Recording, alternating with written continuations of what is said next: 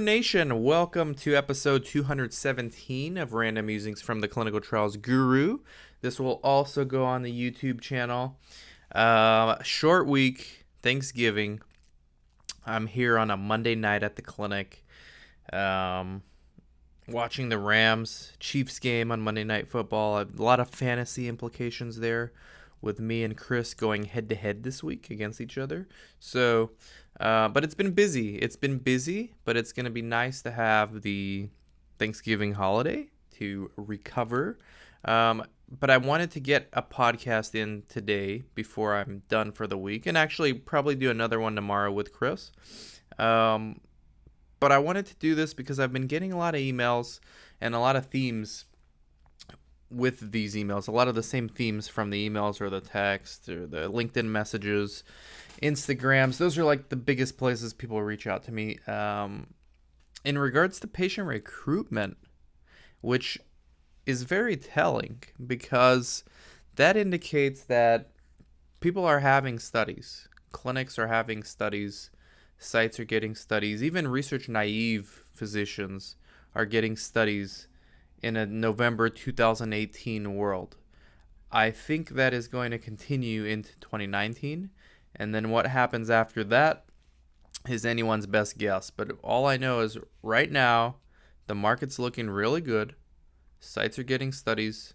It's not a problem getting studies. Whether you're experienced or research naive, you shouldn't have a hard time getting studies right now. What could be a problem and a challenge, my sites included, is patient recruitment. So here's what happens when you have a study. All right. By the way, even one study is hard to recruit for. But imagine having, let's say you only have 2 coordinators and 1 PI and a little bit of support staff, but that's it. When you have 5 studies with that setup, did I say 2 coordinators? For 2 coordinators, you could probably do up to 10 studies. Usually for us, for central nervous system disorder studies, 5 studies per coordinator is a fair amount of work. So let's say you have 2 coordinators and a PI and some support staff. You really, imagine if you're doing 7 studies at the same time under that scenario. All right, your coordinator's time is already spent doing the actual work, doing the regulatory, whether it's startup, whether it's maintenance, whether it's answering queries from monitors, whether it's trying to schedule patient visits. The last thing they need to be doing or thinking about is recruiting more patients. Chances are you are having a lot of busy work. And by the way, this is something that actually more needs to be said about this topic. If you are a clinic and you take on a study, there's a lot of work. Even if you don't enroll any patients, there's a lot of work, particularly along the lines of the startup regulatory, but also in the regulatory maintenance. Okay, even if you have 0 patients, and most of you guys are not going to have 0 patients, because otherwise you wouldn't have a business very long. So the issue becomes, how do you recruit patients despite, and it's weird saying despite, but despite the fact that you're so busy with the studies that you have a lot of studies, how do you consistently enroll patients? And really the answer boils down to making sure that there's appropriate people delegated to recruit patients, which is not easy, which means you've got to do some training, which means you need people to shadow your coordinators, but not just shadow them, start recruiting patients. The first thing you can do if you have a physician database, the first thing you need to do is have somebody prospect that physician's patients, right? Preferably this physician is your PI. Then you can have somebody, you should have somebody constantly prospecting the database of the physician. If the physician allows you to contact, or this person to actually call these patients as an extension of the physician's private practice, which can happen. It happens a lot. That's a standard practice for many clinics. This person not only is prospecting and pre-screening potential patients, but they are going to be calling and scheduling patients to come in for screening visits, pre-screening visits, or just introducing the idea of clinical research to them on the phone. Just like getting a career in this industry, it's going to take a lot more effort than you initially think to even screen one patient. So let's say, here's an example. If you have 10 subjects in a database, and let's say the PI, and I just got a touchdown from Tyreek Hill. This is fantastic. Let's say you have 10 patients in your database. Your PI allows the recruiter to contact these patients, right? You have it easy so far. By the way, many sites don't even have PIs with actual patient database. Many sites are standalone sites and don't even have this luxury. Many sites have this patient database, but their PI or somebody's not allowing them to contact the patients. So now you got to go through another person who is allowed to do this, and then it just becomes a game of it becomes a game of telephone, like the old school games we used to play as kids. So let's assume you have the best case scenario. You have a PI, he or she has a database, and they allow you to call the patients, right? Let's say you have 10 patients you've identified for a particular study. You call all of them. It's unlikely that more than one is going to actually show up for your study.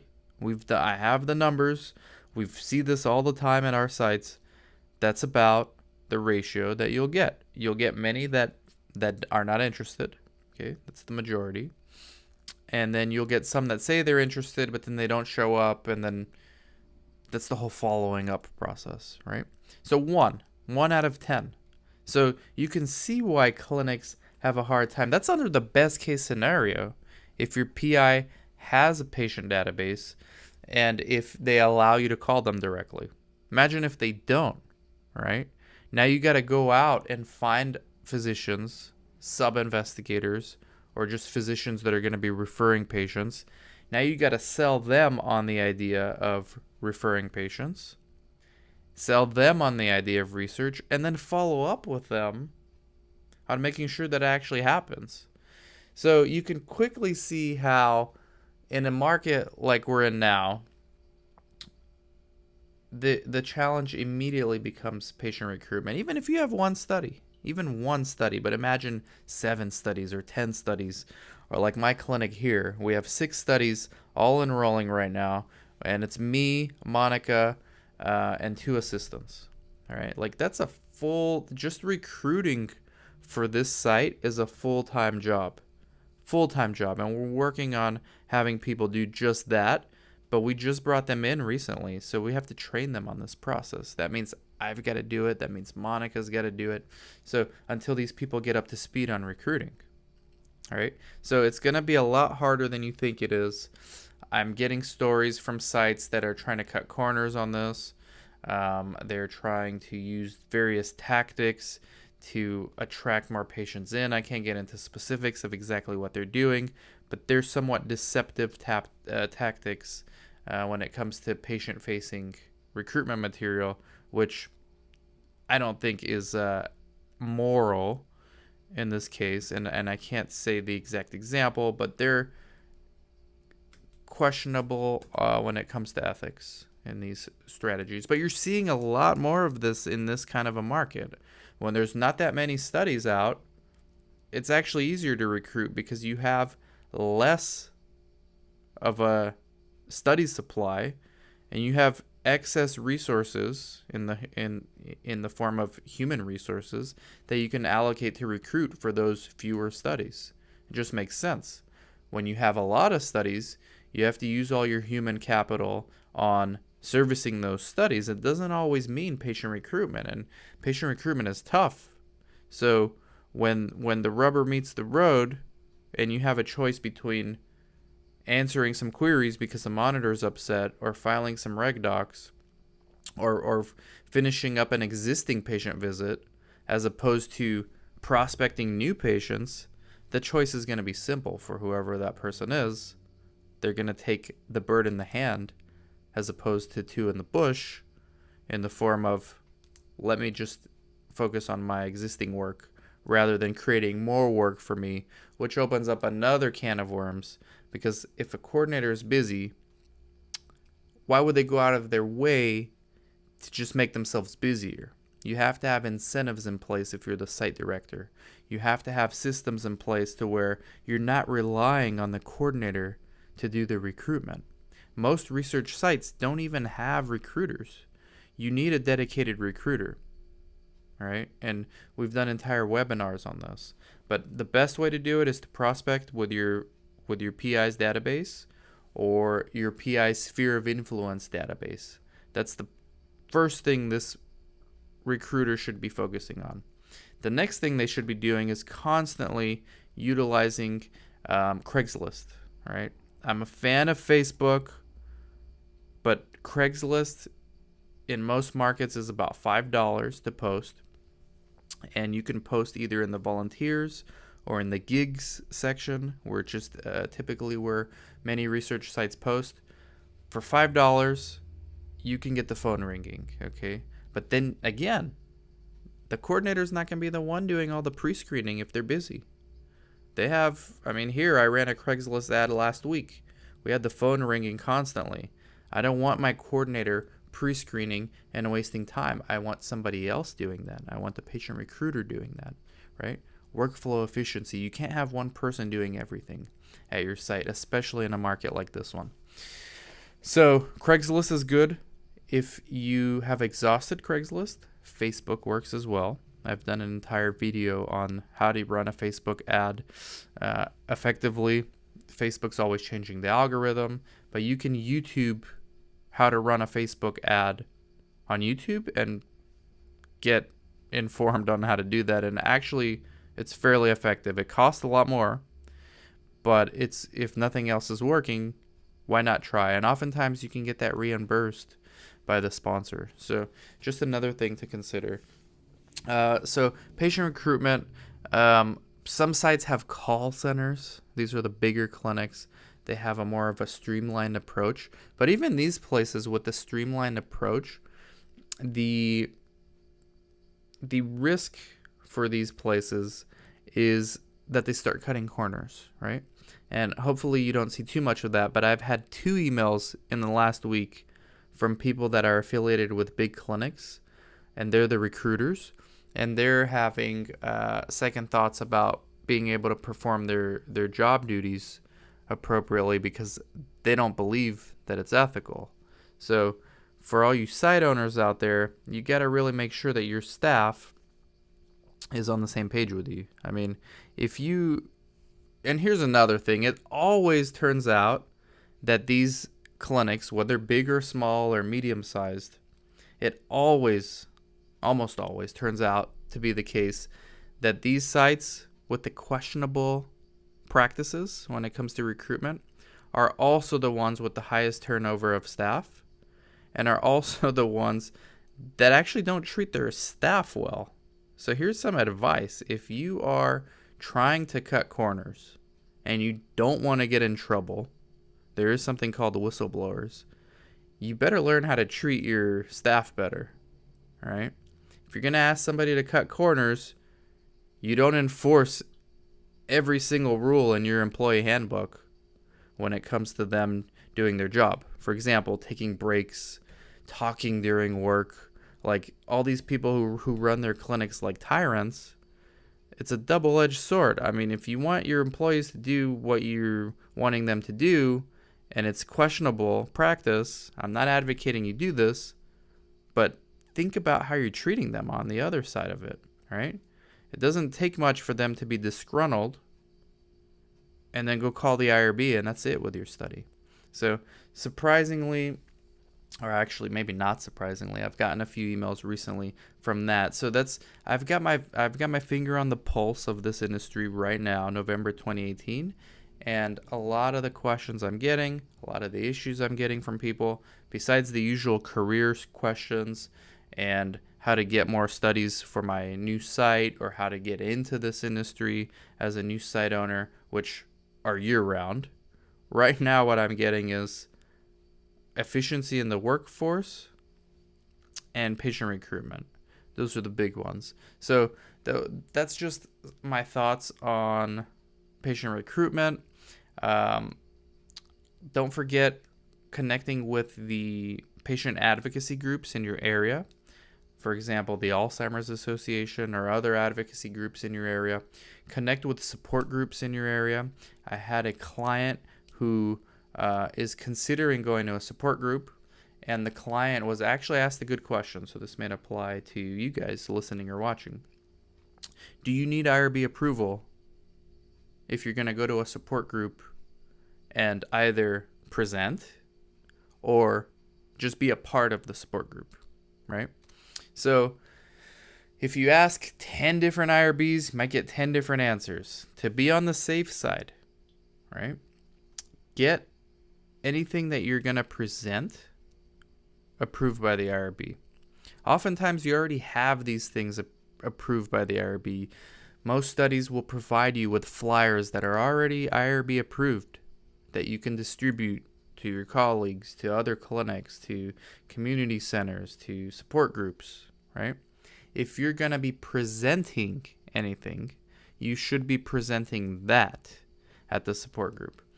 Don't worry about presenting the actual study and the study details, because most of the time, take it from me, I've gone to support groups, I've presented at support groups for studies for the purpose of recruiting patients. Most of the questions you will get are not study specific, but rather generic questions about research, because you, again, put yourself in the shoes of the audience, which are patients and their families. Most people have not heard or even considered clinical research. And if they have misconceptions about it. Most of the questions are not going to be about inclusion criteria number 7 for your study. It's just not going to be the case. So don't worry. Don't get hung up on getting IRB approval for your presentation. Go with the brochures that's already IRB approved. Present that. Field questions. Most of the questions are going to be about what is clinical research, what are the risks of joining a study, what are my rights as a study participant. Those are the questions you'll be getting, and those questions and the answers you give to those questions do not require IRB approval, right? I'm sure most IRBs would agree with me on that. So just something to consider. Patient recruitment, it's going to be a challenge. It's always been a challenge, but especially in a busy time like this fourth quarter of 2018 and all of 2019 that I can see, patient recruitment is going to be a challenge, myself included, my clients, you. Apparently everybody is dealing with this thing right now that's in this industry. So just something to think about. Maybe it was a rant. Maybe it was just some more banter and some more, hopefully something that can open up some conversations about recruitment strategies that work. And here's a rant. I also get emails from entrepreneurs. Okay. It's crazy how these good market environments like we're in right now attract people who don't really know what they're doing, but have this idea that they can create a product that's going to revolutionize the industry. And hands down, the one I get the most often these last couple of years has been patient recruitment vendors. Hey, Dan, I've got this idea. I want to combine medical records, EMRs, with patient recruitment capabilities and social media, and we're going to revolutionize recruitment. And then when you talk to these people, you figure out they don't have the first idea of where they're going to start, what indications are they going after, how are they going to do it, who are they selling it to? Are you selling it to the pharma companies? Because I doubt they're going to work with someone that has never done this before. Are you going to sell it to the research clinics? Then you got to get hyper local, and I haven't seen that in your strategy yet. So everyone is trying. I should take that back. Everyone who has a very superficial understanding of the patient recruitment problem is trying to create products and leverage technology to help or to revolutionize patient recruitment. And there is no one solution to this. It's patient recruitment is on a study-by-study basis, at least indication-by-indication basis. The same strategy for oncology is not going to work for Alzheimer's, is not going to work for asthma, is not going to work for healthy volunteers, is not going to work for whatever, right? Every strategy is different. There are some fundamentals, which I discussed, like mining your physician's database, physician referrals, support groups, Craigslist ads, Facebook ads, lunch and learns, okay? But to say that a technology is just going to magically improve this is very, I guess, naive at best, okay? So not saying that you shouldn't try and that we shouldn't strive as an industry to innovate, but at least have some proof of concept before you start making claims. Because I've actually given many of these people opportunities to provide for me, and very few results did I get back. All right? I mean, I've gotten better results using Craigslist, like I just discussed. Much better results using prospecting the physician's own database, right? So just something to consider. I'm all for the innovation, but patient recruitment is complicated. It's not like creating any other product that's web-based. There's a lot of dynamics here, a lot of nuances, a lot of particular differences between indications, and forget about the studies. I mean, every study is different. So there's no one size fits all. Patient recruitment. The good news, if you're an entrepreneur, is if you really have a good idea and you've done the work, you're willing to do the work and do the proof of concept and get your hands dirty and really understand this and hone and refine your idea, you are not late to this party, right? It's just getting started. There's a lot of people trying.